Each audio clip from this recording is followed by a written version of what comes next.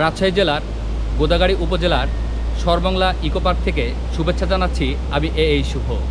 আজকে আমরা ঘুরে দেখব এই মাছের অভয়াশ্রম এবং ঘুরে দেখব এই সম্পূর্ণ পার্কটি এবং জানাবো এই পার্ক নিয়ে অজানা কিছু তথ্য।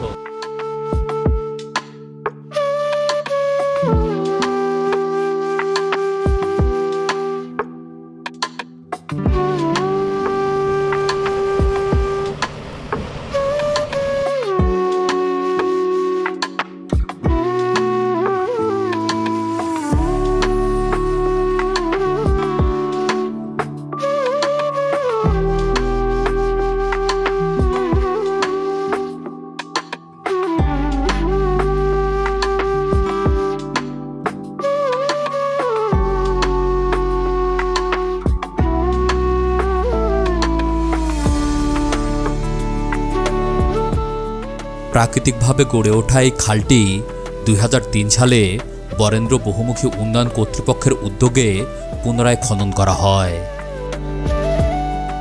খনন করার পাশাপাশি এই খালটির দুধারে লাগানো হয় ফলজ ও বনজ উদ্ভিদ।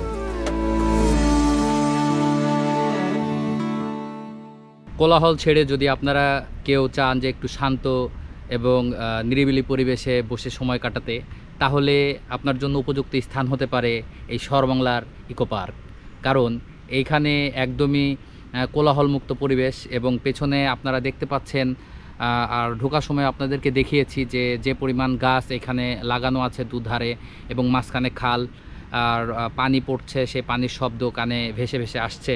এটা আসলে অন্যরকম এক অনুভূতি, অন্যরকম এক পরিবেশ। আপনারা যদি চান, রাজশাহীর খুব কাছেই এই ইকো পার্কটি এবং আরও ভালোভাবে বলতে গেলে আপনাদেরকে দেখিয়েছি সাফিনা পার্ক।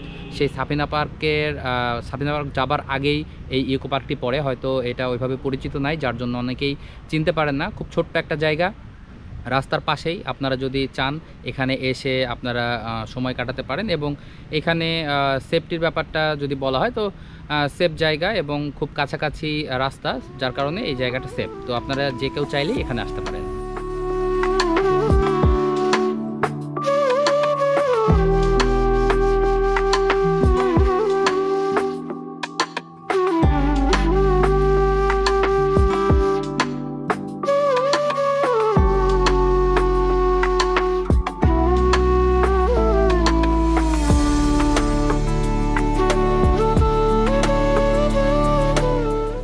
এই খালটি দেখে ছোট মনে হলেও দৈর্ঘ্যে এটি উপজেলার নিত্যানন্দপুর থেকে হরিশঙ্করপুর পর্যন্ত প্রায় ২৭ কিলোমিটার বিস্তৃত।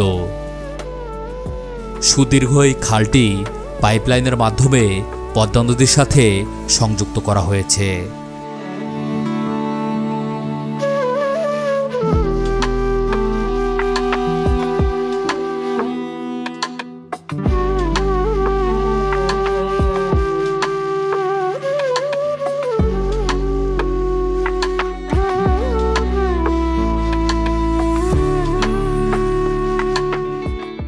ইট বিছানো পথে হাঁটছি একদম গাছপালার মাঝখান দিয়ে।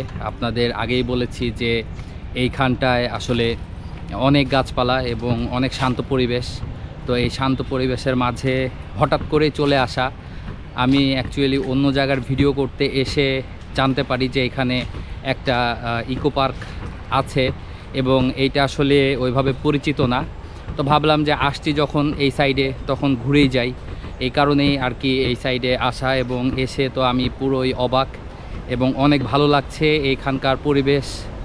এখানে সবুজে ঘেরা পরিবেশ, এক পাশ দিয়ে অ্যাকচুয়ালি এটা খাল এবং এই খাল চলে গেছে এবং এই খালটাকে মাছের অভয়াশ্রম করা হয়েছে, যার জন্য এখানে প্রতিনিয়ত পানি আসছে। এবং আরও একটা বড় বিষয় হচ্ছে যে এইখানের এই খালটি সরাসরি পদ্মা নদীর সাথে সংযুক্ত আছে। যদি বলা হয় কিভাবে সংযুক্ত আছে, তাহলে এই খাল থেকে একটা ক্যানেল করে সেই ক্যানেল নিয়ে যাওয়া হয়েছে পদ্মা নদীতে এবং ওইখান থেকে এখানকার পানি একদম সরাসরি যাতায়াত করে। তো আপনারা চাইলে যে কেউ আসতে পারেন এখানে ঘুরতে এবং আমার বিশ্বাস যে এখানে আসলে আপনাদের নিশ্চয়ই অনেক বেশি ভালো লাগবে।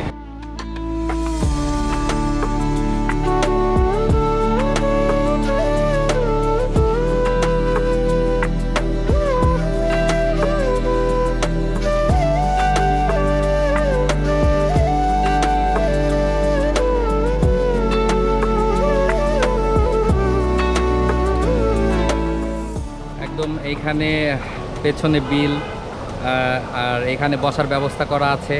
তো এইখানে বসে পানি পড়ার যে শব্দ আসছে, শব্দটা অনেক ভালো লাগছে এবং একটা নেশা অনুভব হচ্ছে এই পানির শব্দে। যারা আপনারা চান যে রাজশাহীর খুব কাছাকাছি এবং শান্ত একটা পরিবেশে সময় কাটাতে, তারা এই সরমংলা ইকো পার্কে যে কোনো সময় আসতে পারেন, অনেক ভালো লাগবে আপনাদের।